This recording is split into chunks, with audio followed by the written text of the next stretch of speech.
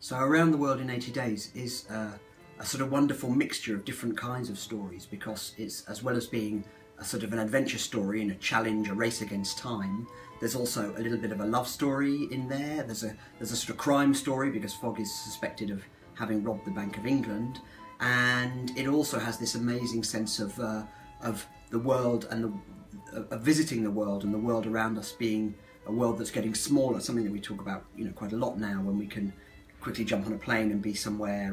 across the other side of the world in 24 hours. Of course, in the 1880s, when the book was written,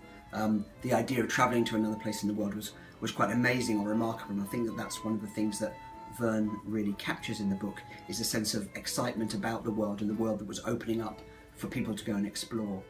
So anybody who's read Jules Verne's Around the World in 80 Days will know that there isn't a balloon journey in the show, but there famously is in the David Niven 1950s movie,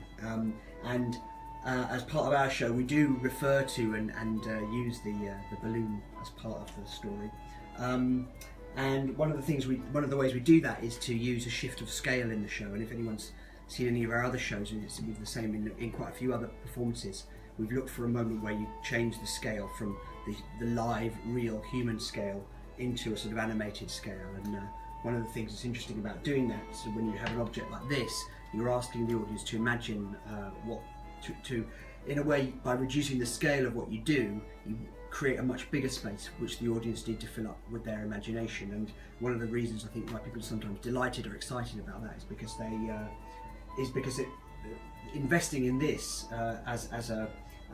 toy, or as a sort of as a puppet, or an object that's manipulated in the show, is parallel or very, very similar to the way that children play and the way that children invest in an object, transforming it or projecting onto it. So one of the reasons why this works so nicely in the show is because, having gone from a very large scale, from the normal human scale, we go to a very small, or even a tiny scale, with tiny little figures that fit into the basket. And what we're doing by doing that is inviting the audience to play with us, or to imagine with us that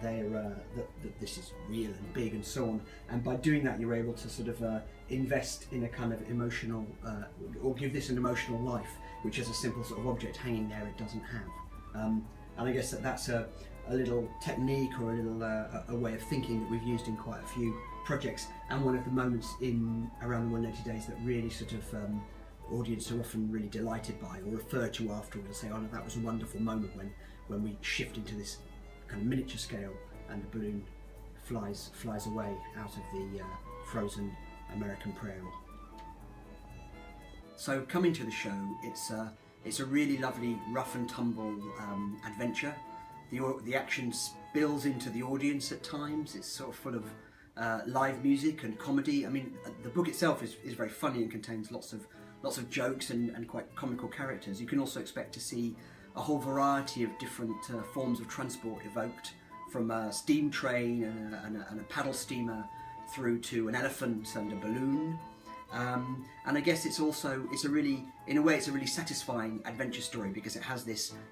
really clear time frame to it. He has 80 days to get around the world, and the whole of the story is about, will he make it, and all of the obstacles that get in the way. And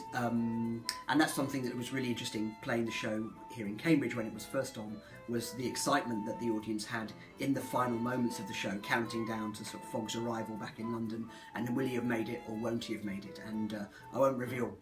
what happens there, but it's a great part of the show, and quite often the audience were helping the actors count down on stage to Fogg's arrival.